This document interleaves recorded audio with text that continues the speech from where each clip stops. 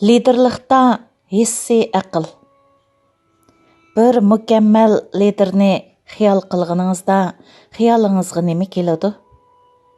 Bu chaqda siz balkim qandaqli ishqa duch kelmasin, har qachon achchig'iga hay beralaydigan birini tasavvur qilishingiz mumkin. Yoki o'z xizmatchilariga tamoman ishonadigan, o'z xodimlarining fikrlariga quloq soladigan, chiqishqoq, doimli diqqat bilan pakt asosida qaror chiqaradigan birini ko'z oldingizga keltirishingiz mumkin. Yuqorqi xislatlarning hammasi hissiy aqli yuqori kishilarda bo'ladigan xislatlardir. Bu maqolada biz hissiy aqlning liderlar uchun nemishqa muhimligi, shundaqla lider bo'lish sifatingiz bilan o'z hissiy aqlingizni qandoq kuchlantira oladiganligingiz to'g'riliq to'xtalamiz. Hissiy aql, ya'ni emotional intelligence degan nima? Hissiy aql kishining o'zining va o'z atrofidagi kishilarning his tuyg'ularini bilish va uni kontrol qilish iqtidorini ko'rsatadi. Hissiy aqli yuqori kishilar o'zlarining his tuyg'ularidan xabardor bo'lib, o'z his tuyg'usi ifodalaydigan ma'noni bilib turadi. Shundaqla ashu his tuyg'ularning boshqalarga qanday ta'sir ko'rsatganligini biladi. Liderlar uchun aytganda, hissiy aqlga ega bo'lish muvaffaqiyat qozonishning tugunidir.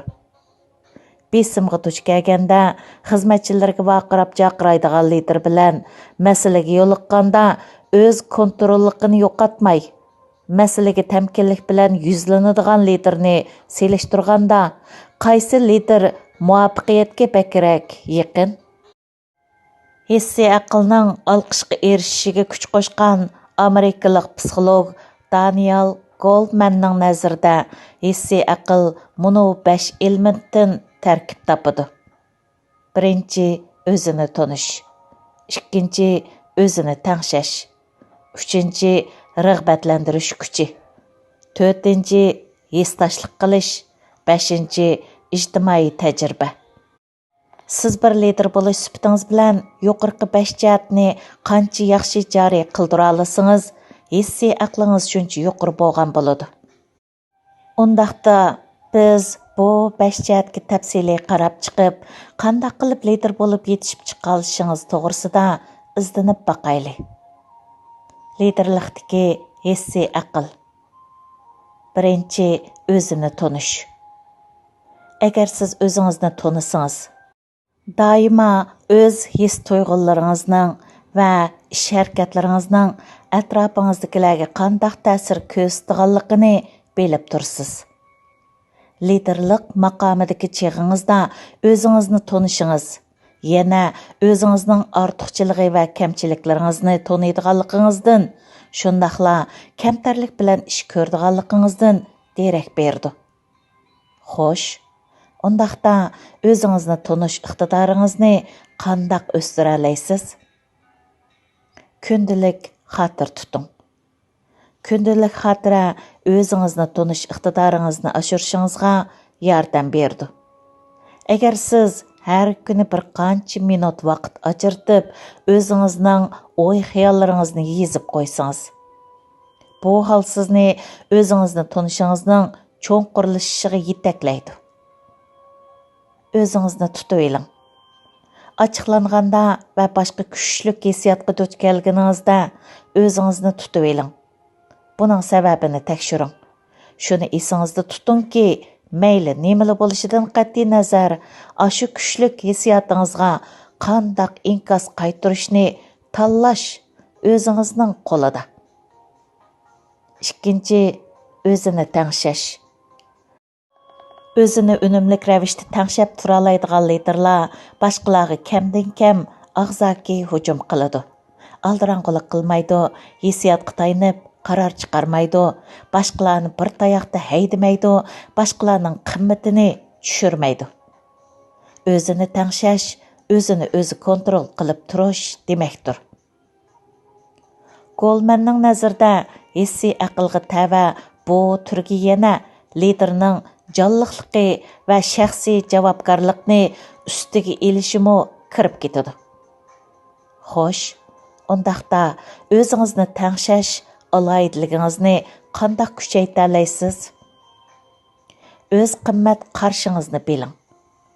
Qandaq yerda qat'iy murassallashmaydiganligingiz to'g'risida kallingizda aniq tushuncha bormi?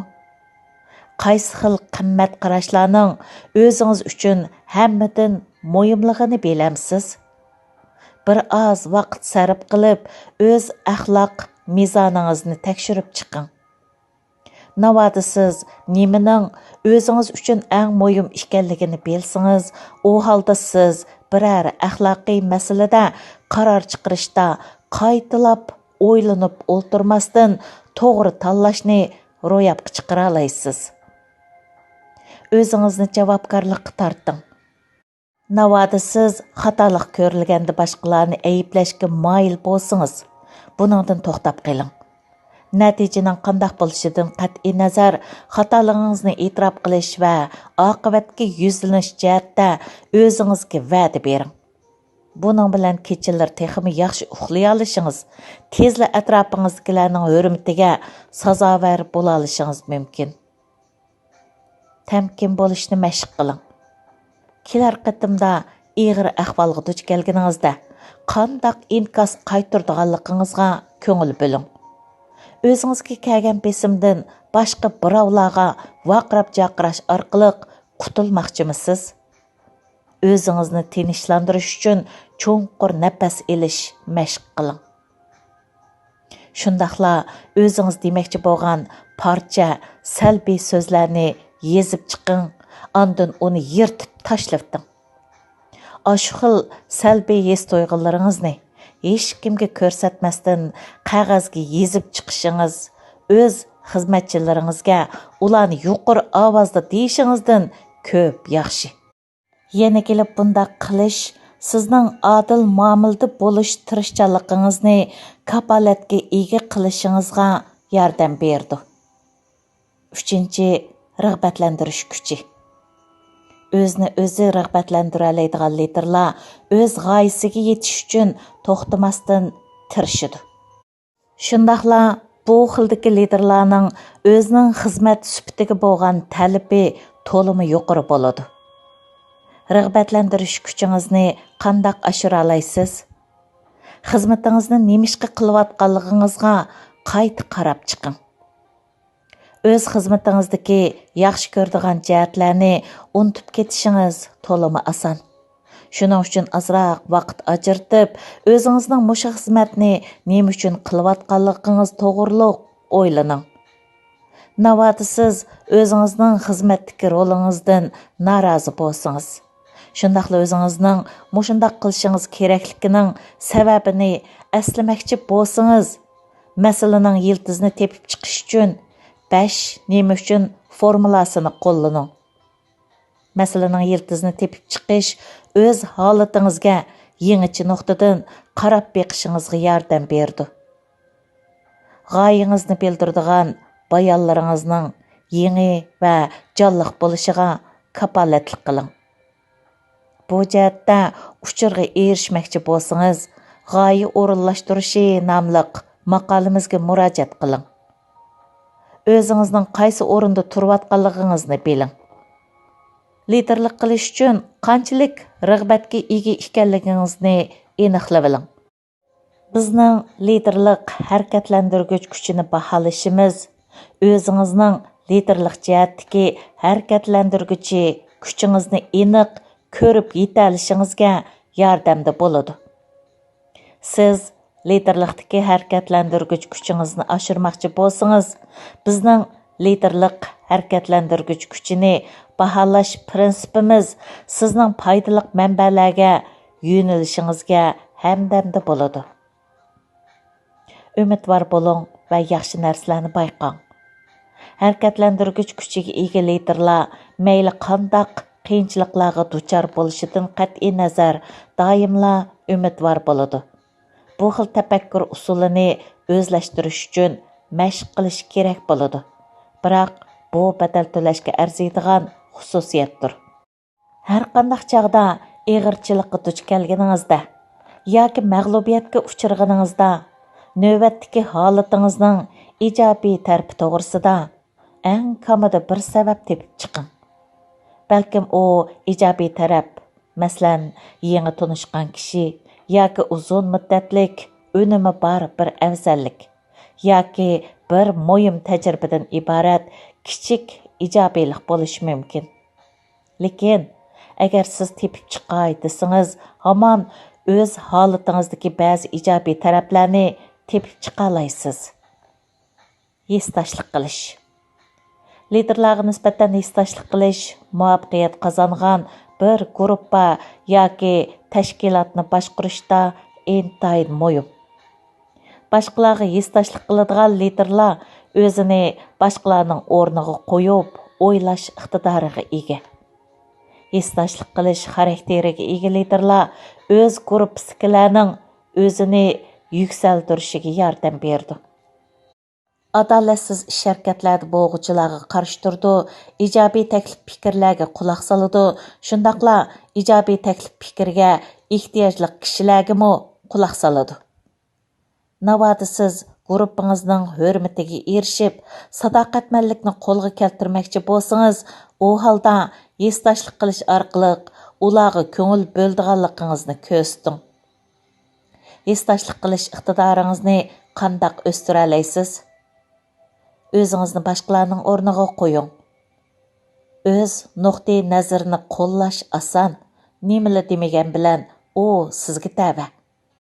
Biroq masalaga boshqalarning nuqtai nazari bo'yicha nazar selib beqishga vaqt chiqaring. Badan tilingizga diqqat qiling. Balkim siz boshqalarning so'ziga quloq solib bilaklaringizni kirishtirib, putingizni oldi orqaga harakatlantirishingiz yoki levingizni tishlashingiz mumkin. Bu xil badan tilingiz sizning qanday hissiyotda bo'layotganligingizni boshqalarga aytib bera oladi. Yuqorqidek badan tili ijobiy badan tili hisoblanmaydi. Badan tilini o'rganib qo'yish liderlikda ijobiy rolga ega. Chunki badan tilidan savodliq bo'lganingizda boshqalarning qanday his tuyg'uda bo'layotganligini texmi yaxshi bilib olasizlar. Bu hol sizga ahvolga yarasha inkas qaytarish fursati ato qiladi. His tuyg'ularingizni javobsiz qo'ymang. Yordamchingizdan kech ishdan tushishni yana talab qildingiz. Garchi u buning qo'shilgan bo'lsa-mu, biroq siz uning bu talabga bo'lgan noroziligini uning ovoz tusidan bayqay olasiz. Shunlashqa uning his tuyg'usini nazarda tutib turib javob qaytaring. Uningga kech ishdan tushishni qabul qilganligidan minnatdor bo'lganligingizni, uni kech qo'yganligingizdan xijil ekanligingizni uningga ayting. Agar mumkin bo'lsa, kelgusidagi kech ishdan tushish ishida uningga kengchilik qiling. Yani masalan, uning dushanba kuni tushdan burun dam elish ruxsati bering. 5. İjtimoiy iqtidor. ھىسسىي ئەقىلنىڭ ئىجتىمائىي ئىقتىدار تۈرىدە ئارتۇقچىلىقى بار لىدېرلار ئالاقىغا بەكمۇ ماھىر كېلىدۇ. ئۇلار شۇم خەۋەر ئاڭلاشقا، خوش خەۋەر ئاڭلىغانغا ئوخشاشلا ئوچۇق مۇئامىلە قىلىدۇ. شۇنداقلا ئۇلار گۇرۇپپىسىنىڭ ئۆزىنى قوللىشىنى قولغا كەلتۈرۈشتە مۇتەخەسسىسدۇر. ھەمدە يېڭى ۋەزىپە yoki پىلانغا ھېرىسمەن بولغۇچىدۇر. İjtimoiy iqtidori ustun bo'lgan liderlar yana islohot elib berishga va ziddiyatlarni diplomatik usulda hal qilishga mahir keladi. Ular asli holatni davomlashtirishga to'liq hollarda rozi bo'lmaydi. Biroq ular o'zi o'ltirib olib, boshqalarni ishga buyurib qo'yishning aksicha o'z harakati orqali boshqalarga ulgu bo'lib berdi. Xo'sh, undaqda siz ijtimoiy iqtidorga qandaq erisha olasiz? Ziddiyatni hal qilishni o'rganing. Liderlar o'z guruhi a'zolari orasidagi ziddiyatlarni, xaridorlar bilan bo'lgan ziddiyatlarni yoki tijoratlar bilan bo'lgan ziddiyatlarni qandaq hal qilishni o'rganib olishi kerak. navoda siz g'alaba qozonman deydigansiz, ziddiyat hal qilish mahoratini o'rganishingiz kerak bo'ladi. Aloqa iqtidoringizni kuchaytiring. Sizning ijtimoiy aloqada qanchalik alohidaligingiz bor? Bizning ijtimoiy aloqaga oid savollar degan maqolamiz sizning bu savolga javob berishingizga yordamchi bo'ladi. O maqolamiz ijtimoiy aloqani o'stirishdagi foydali takliflarni sizga sunadi. Boshqalarni qanday maqtashni o'rganing. Lider bo'lgan ekansiz, navbat kelganda xizmatchilaringizni maqtab, madiylash orqali ularning sadoqatini qo'zg'ata olasiz. Boshqalarni qanday madiylashni o'rganish bir go'zal san'at bo'lib, u o'rganishga tirishchanlik ko'rsatishga arziydigan xislatdir. Ochqushliq nuqta. Önümdar lider bo'lish uchun lider bo'g'uchi o'zining kayfiyati va so'z harakatining atrofidagilarga qanday ta'sir ko'rsatganligi to'g'risida yetarlik tushunchaga ega bo'lishi zarur. Boshqalar bilan qancha yaxshi munosabat o'rnatgan va qancha yaxshi hamkorlashib ishlagan lider shuncha muvaffaqiyatga erishadigan lider hisoblanadi. O'zini tunish, o'zini kontrol qilish, harakatlantirgich kuch, hissdoshlik qilish va ijtimoiy mahorat jihatlarda o'zingizni kuchaytirishga harakat qiling. Bu jihatda kuchishingiz kelgusida uzib chiqishingizga yordam berdi. ئىنگلىسچىدىن ھېكمەتيار ئىبراھىم تەرجىمە قىلغان. ماقالىنىڭ مەنبەسى ئۇيغۇرلار تور ژورنىلىنىڭ 13 سانىدىن ئېلىندى.